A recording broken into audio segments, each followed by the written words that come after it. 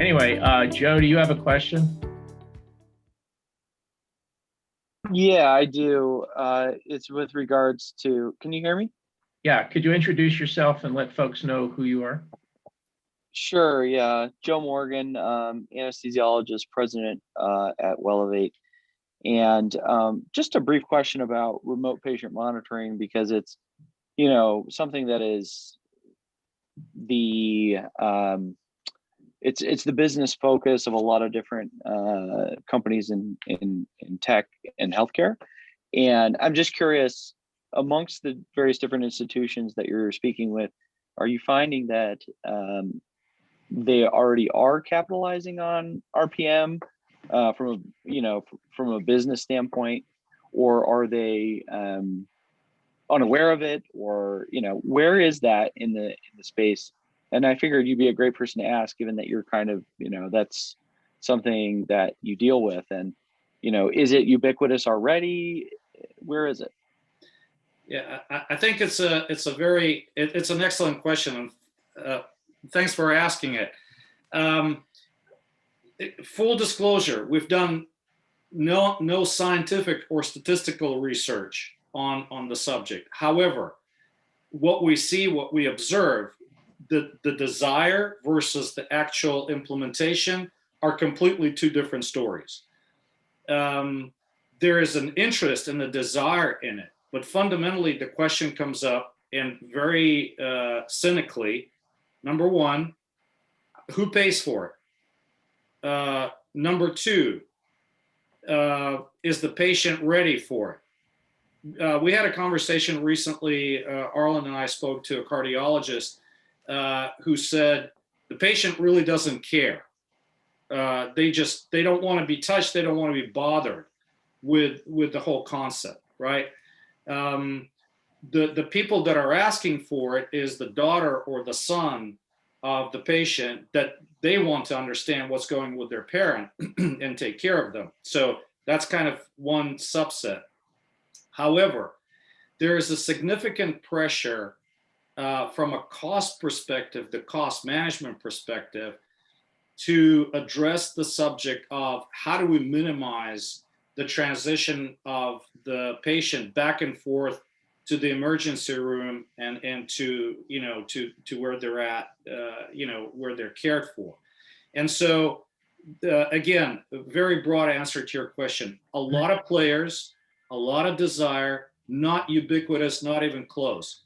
And so we hope, and so did a lot of RPM players and the industry, is that things are going to continue in the dynamic that was sort of impacted by COVID, and that's going to be continued on. The other problem, and I'll stop there, is the logistics. A lot of the disconnect is the fact that folks who sell the devices and the providers of the RPM solution are not necessarily one and the same.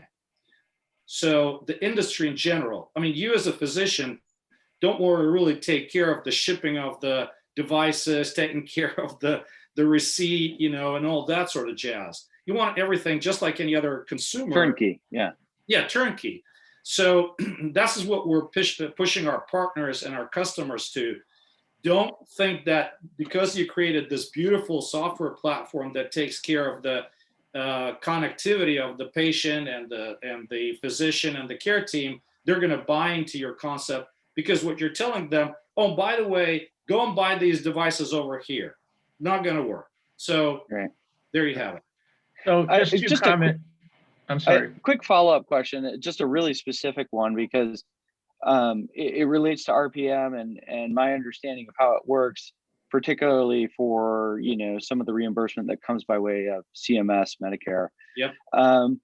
Do you find that it's an issue where you have two RPM solutions, or whether it's a healthcare system doing their own RPM, or two different RPM solutions, where they're stepping on each other's toes? Because my understanding is that, a lot of these things are kind of, there's a qualifier on there where it's one patient, or you can only do it once per patient per month.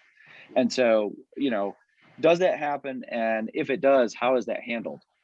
Yeah, so again, excellent question. And I wish I could dive into it a little bit in more detail, but there are I think 4 or 5 codes right now available through CMS. They specifically regulate, and I'd be happy to talk to you about this in more detail if you're interested. In fact, bring some of the people who created those codes, because one of them is an advisor for our company. Is the resolution there when the paperwork is submitted, it can be only one specific physician prescribing that specific portion of the RPM to a specific patient. So yes, there could be a conflict, but it is technically resolvable. Well, let me stop at that point. We have Thank you. about, yeah, thanks, Joe. We have about 5 minutes left, and I just want to briefly touch on the topic of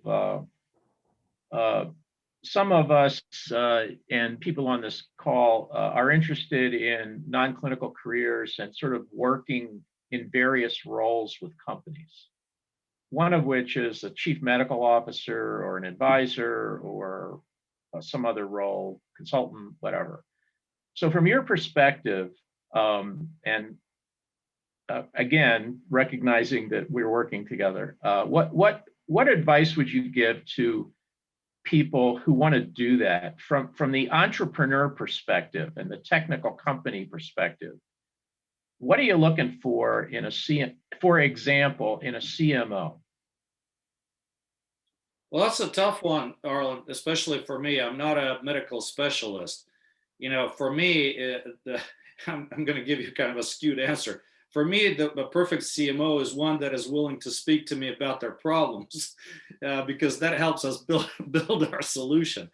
But I think what we're finding, and more, I think the specific is not, again, from my perspective, not the CMO, but the CMIO, because that's the part that we're looking at, is the possibility to understand both sides of the kind of the digital, both sides of the business, if you want, because more and more it gets into the information discussion and the digitalization. And so they have to be able to understand not just the clinical setting, fortunately or unfortunately, but that's just the reality, but also what is the underpinning of the data flow and the informational sort of a process underneath it. And so someone who is getting into that field needs to start looking at sort of in a more structured basis of what the data side of the story is.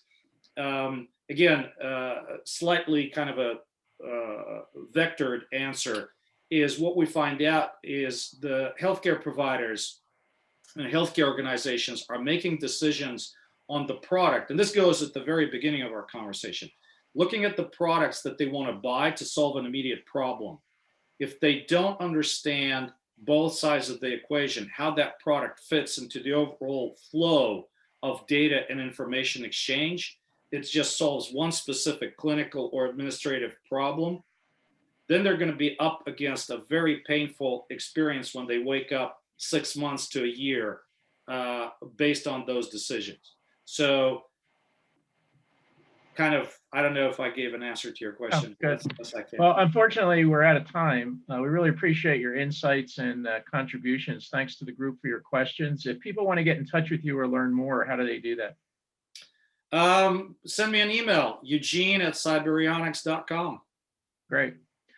Well, thanks very much. We'll see you the first Friday in June. We'll have another conversation, and we appreciate your dialing in. So stay safe, and we'll see you next month. Thanks. Thank you, everybody.